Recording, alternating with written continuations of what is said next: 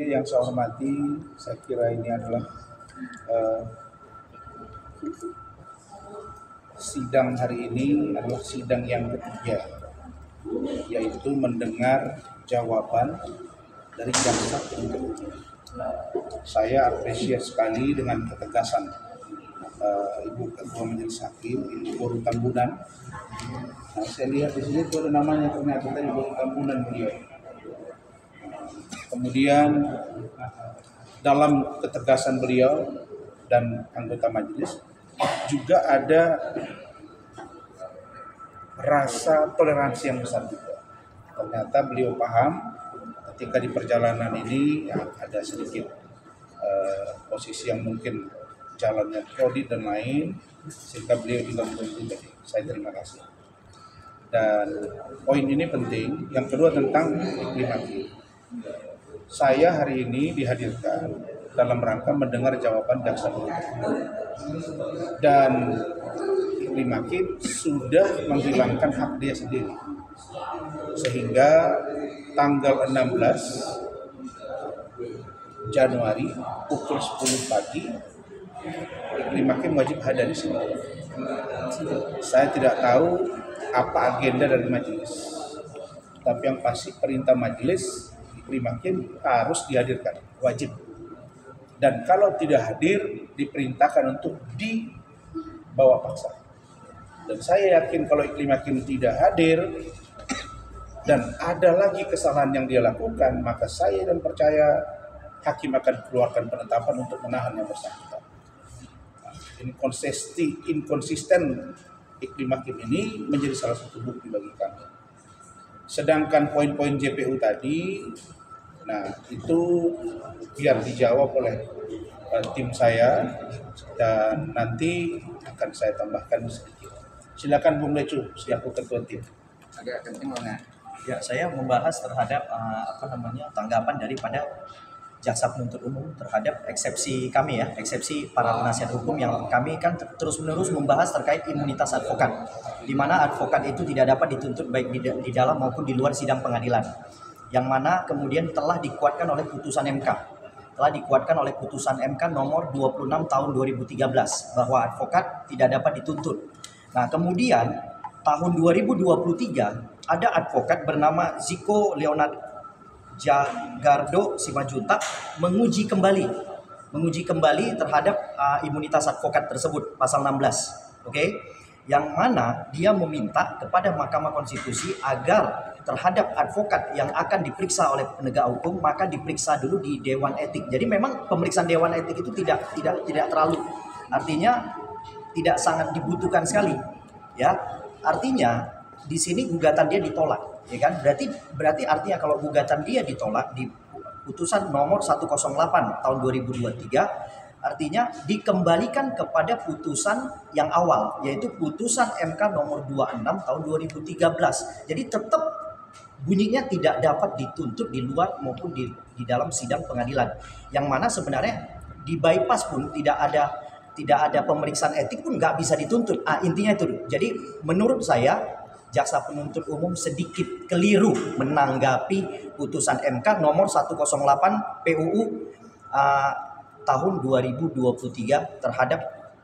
terhadap gugatan Ziko Leonard Jagardo Simajuntak yang ditolak. Ya, jadi artinya tetap ya kembali kepada putusan MK nomor 26 tahun 2013 di mana advokat tetap tidak dapat dituntut baik di luar maupun di dalam sidang pengadilan. Ya, itu tanggapan dari saya. Oke. Terima kasih. Keliru apa Sebentar. Sedikit keliru memang udah.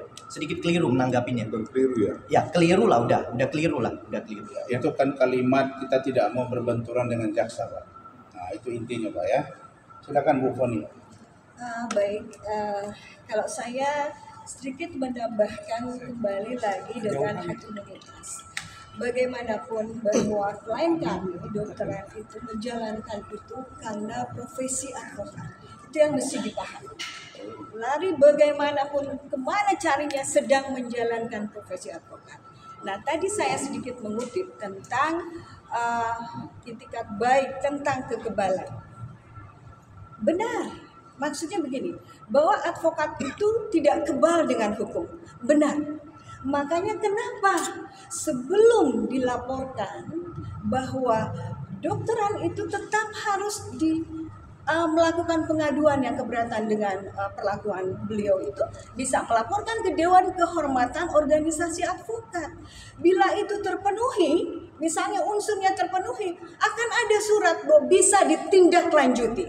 Tapi bila tidak bisa ditindaklanjuti.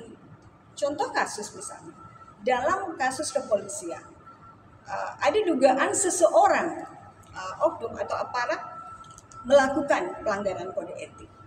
Disidangkan kode etik dulu kan. Baru bila memang terpenuhi baru berlanjutlah itu ke persidangan. Nah ini pun sama. Jadi klien kami tidak punya kekebalan. Kalau memang itu memenuhi unsur, ya silahkan. Itu fungsinya Dewan Kehormatan Organisasi Advokat. Kalau ini saja tidak dipahami, bagaimana kita mau melanjutkan hal yang tidak dipahami? Itu loh.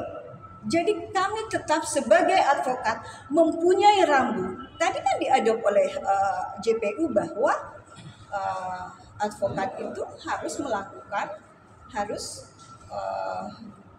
mengacu kepada kode etik dan undang-undang. Itu diadop. Dan itu semua ada.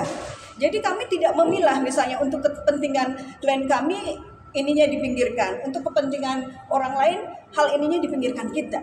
Tidak, kita sama kedudukan di mata hukum.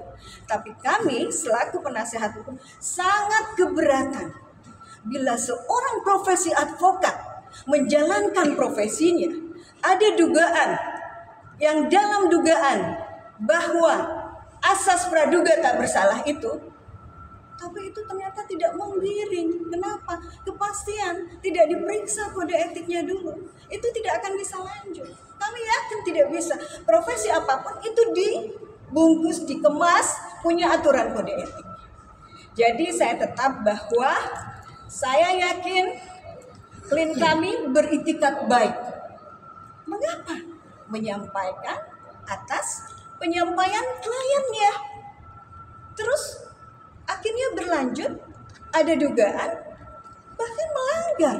Bagaimana bisa? Dan itu pun orang akan mengeri menjadi profesi advokat bila benar membela kliennya tiba-tiba diduga ada konspirasi yang tidak benar atau melanggar lah, tidak ada etikat baik lah, bahasanya begitu. Jadi pada prinsipnya begini, saya yakin tidak apa-apa. Sekarang jawaban dari kejaksaan, semua punya hak untuk menjawab. Tetapi kami punya keyakinan bahwa klien kami sedang menjalankan profesi advokat yang wajib dan harus terlindungi oleh undang-undang advokat. Dan hak imunitas menjadi prioritas utama setiap profesi menjalankan. Setiap advokat menjalankan profesi. Itu saja dari saya. Terima kasih. Prof Yeni. Tadi kita memang mendengarkan seksama apa yang sudah disampaikan oleh JPU dengan tanggapan yang disampaikan oleh JPU tentang apa yang sudah kita sampaikan di eksepsi. Ya, sudah dibahas masalah hak imunitas dan itu memang poin penting. Memang sesuatu hal yang berbeda. Sidang etik dengan sidang pidana di pengadilan itu berbeda. Tapi tahapannya itu harus melalui sidang etik terlebih dahulu. Kemudian tadi disampaikan juga mengenai masalah actus reus dan mens rea, bahwa katanya di situ actus reus dan mens rea itu tidak masuk dalam eksepsional, tapi justru dasar dari pidana itu harus ada actus reus dan mens rea. Saya yakin setiap advokat tidak ada niat tidak baik, apalagi niat buruk terhadap kliennya, gitu loh. Apapun yang berkaitan dengan kliennya pasti dia akan upayakan hal terbaik dan apapun akan dilakukan dan akan sesuai dengan aturan yang sudah berlaku.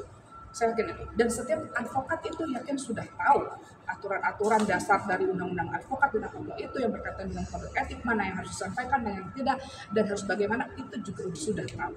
Karena kita juga melalui proses pendidikan dan semuanya ujian dan semuanya itu tidak mudah semuanya untuk mencapai itu. Dan untuk klien kami pun seperti itu, saya yakin. Gitu. Jadi makanya di sini memang itu terpisah, tapi tahapannya harus melalui tahapan daripada sidang kode etik tersebut. Itu dari kami. Jadi